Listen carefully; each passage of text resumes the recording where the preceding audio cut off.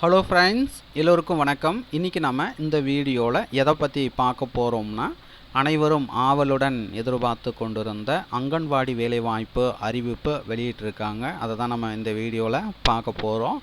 மாவட்ட வாரியாக பார்த்தீங்கன்னா அறிவிச்சிருக்கிறாங்க. உங்களுடைய மாவட்டத்தில் இது போன்ற அறிவிப்பு வந்திருக்கா தெரிஞ்சுக்கணுன்னா மறக்காமல் உங்களுடைய மாவட்டத்தை வந்து கமெண்ட்ஸ் பண்ணுங்கள். உங்களுடைய மாவட்டத்திற்கு வரும்போது கண்டிப்பாக நான் அப்டேட் பண்ணுறேன். ஸோ வாங்க நம்ம வீடியோக்குள் போய்ட்டு இதற்கான டீட்டெயில்ஸை நம்ம பார்க்கலாம். உங்களுக்கு விண்ணப்ப படிவம் வேணும்னா விண்ணப்ப படிவத்தினுடைய பிடிஎஃப் லிங்க்கு டிஸ்கிரிப்ஷனில் வந்து கொடுக்குறேன். டவுன்லோட் செய்து அப்ளை பண்ணிக்கோங்க. அங்கன்வாடி உதவியாளர், அங்கன்வாடி பணியாளர், குறு அங்கன்வாடி பணியாளர் 3 விதமான பதவிகளுக்கான விண்ணப்ப படிவத்தினுடைய பிடிஎஃப் லிங்க்கு இந்த வீடியோக்கு கீழே உள்ள டிஸ்கிரிப்ஷன் லிங்க் வந்து கொடுக்குறேன். டவுன்லோட் செய்து அப்ளை பண்ணிக்கோங்க. ஸோ நம்ம இன்றைக்கி பார்த்தீங்கன்னா எந்த மாவட்டத்திற்கான அறிவிப்பை பார்க்க போகிறோம் அப்படின்னா, சேலம் மாவட்டத்திற்கான அறிவிப்பை பார்க்க போகிறோம்.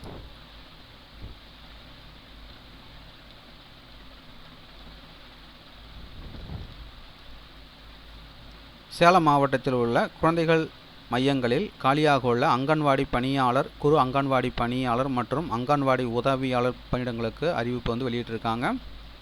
எத்தனை வேகன்ஸ் வந்து கொடுத்துருக்காங்கன்னு பார்த்தீங்கன்னா, 196 அங்கன்வாடி பணியாளர், 6 குறு அங்கன்வாடி பணியாளர் மற்றும் 215 அங்கன்வாடி உதவியாளர் போஸ்ட் வந்து கொடுத்துருக்காங்க. ஆக மொத்தம் பார்த்தீங்கன்னா 417 காலி பணியிடங்கள் வந்து அறிவிச்சிருக்கிறாங்க. நேரடி நியமனம் செய்யப்பட உள்ளதாக சொல்லியிருக்காங்க. சேலம் மாவட்டத்தில் நேரடி நியமனம் செய்யப்பட உள்ள அங்கன்வாடி பணியாளர், குறு அங்கன்வாடி பணியாளர் மற்றும் அங்கன்வாடி உதவியாளர் பணியிடங்கள் எண்ணிக்கை மற்றும் இனசூச்சி விவரம் பார்த்தீங்கன்னா, மாவட்ட திட்ட அலுவலகத்திலும் அந்தந்த வட்டார குழந்தை வளர்ச்சி திட்ட அலுவலகங்களிலும் தகவல் பலகைகள் வந்து ஒட்டப்படும் சொல்லியிருக்காங்க. ஸோ நீங்கள் அங்கே போய்ட்டு நீங்கள் பார்த்துக்கலாம். விண்ணப்பங்கள் பார்த்தீங்கன்னா அந்தந்த வட்டார குழந்தை வளர்ச்சி திட்ட அலுவலகங்களில் விண்ணப்பிக்க வேண்டும் அப்படின்னு சொல்லியிருக்காங்க. விண்ணப்பங்களை பார்த்தீங்கன்னா www.icds.tn.gov.in என்ற இணையதளத்தில் 7/4/2025 காலை 10 மணி முதல் பார்த்தீங்கன்னா பதிவிறக்கம் செய்து கொள்ளுமாறு தெரிவிச்சிருக்கிறாங்க. அதுக்கடுத்தா பார்த்தீங்கன்னா இப்பணிகளுக்கான அறிவிப்பு வெளியிடப்பட்ட 10 வேலை நாட்களுக்குள், அதாவது 23/4/2025 மாலை 5 மணிக்குள் பார்த்தீங்கன்னா விண்ணப்பிக்கணும்னு சொல்லியிருக்கிறாங்க. தொகுப்பூதியத்தில் பணி நியமனம் செய்யப்படும் அங்கன்வாடி பணியாளர், குறு அங்கன்வாடி பணியாளர் மற்றும் அங்கன்வாடி உதவியாளர் தொடர்ந்து 12 மாத காலம் பணியினை முடித்த பின் அவர்கள் சிறப்பு காலமுறை ஊதியத்தின் கீழ் ஊதியம் பெறுவார் சொல்லியிருக்காங்க. அங்கன்வாடி பணியாளர்களுக்கு தொகுப்பூதியம் மாதம் ஒன்றுக்கு பார்த்தீங்கன்னா ரூபாய் 7500 எனவும், 12 மாத காலத்திற்கு பின் வழங்கப்படும் சிறப்பு காலமுறை ஊதியம் மாதம் ஒன்றுக்கு பார்த்தீங்கன்னா 7700 வளர்ந்து 24200 என்ற விகிதத்தில் வழங்கப்படும் சொல்லியிருக்காங்க. மேலும் குறு அங்கன்வாடி பணியாளர்களுக்கு தொகுப்பூதியம் மாதம் ஒன்றுக்கு 5700 எனவும், 12 மாத காலத்திற்கு பின் வழங்கப்படும் சிறப்பு காலமுறை ஊதியம் மாதம் ஒன்றுக்கு பார்த்தீங்கன்னா 5700 வளர்ந்து 18000 என்ற விகிதத்திலும், அங்கன்வாடி உதவியாளர்களுக்கு தொகுப்பூதியம் மாதம் ஒன்றுக்கு ரூபாய் 4100 எனவும், 12 மாத காலத்திற்கு வழங்கப்படும் சிறப்பு காலமுறை ஊதியம் மாதம் ஒன்றுக்கு பார்த்தீங்கன்னா 4100 வளர்ந்து 12500 ரூபாய் என்ற விகிதத்திலும் வழங்கப்படும் சொல்லியிருக்காங்க. அங்கன்வாடி பணியாளர்கள் மற்றும் குறு அங்கன்வாடி பணியாளர்கள் பணியிடங்களுக்கு பார்த்தீங்கன்னா 12ஆம் வகுப்பு தேர்ச்சி பெற்ற 25 வயது முதல் 35 வயது வரை உள்ள அனைத்து பெண்கள் விண்ணப்பிக்கலாம் சொல்லியிருக்காங்க. குறிப்பாக பார்த்தீங்கன்னா தமிழ் சரளமாக எழுத படிக்க தெரிந்திருக்கணும்.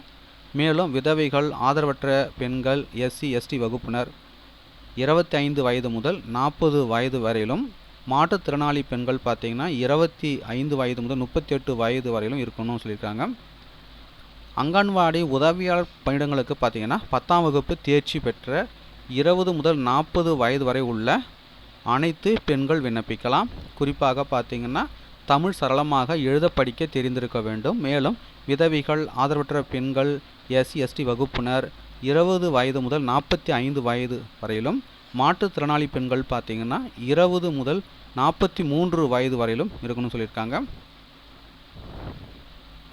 விண்ணப்பிக்கும் விண்ணப்பதாரர் பார்த்தீங்கன்னா அறிவிக்கப்பட்டுள்ள கிராமங்களில் உள்ள குழந்தைகள் மையம் அமைந்துள்ள அதே கிராமத்தை சேர்ந்தவராகவோ, அதே கிராம ஊராட்சிக்குட்பட்ட பிற கிராமத்தை சேர்ந்தவராகவோ அந்த கிராம ஊராட்சி எல்லையின் அருகில் உள்ள அடுத்த கிராம ஊராட்சியை சேர்ந்தவராகவோ இருத்தல் வேண்டும் அப்படின்னு சொல்லியிருக்காங்க. மேலும் விண்ணப்பிக்கும் விண்ணப்பதாரர் அறிவிக்கப்பட்டுள்ள மாநகராட்சி, நகராட்சி மற்றும் நகர பஞ்சாயத்துகளில் உள்ள குழந்தைகள் மையம் அமைந்துள்ள அதே வார்டு அல்லது அருகில் உள்ள வார்டு அல்லது மைய அமைந்துள்ள வார்டின் எல்லையை பகிர்ந்து கொள் வார்டை சேர்ந்தவராகவும் இருத்தல் வேண்டும் சொல்லியிருக்காங்க.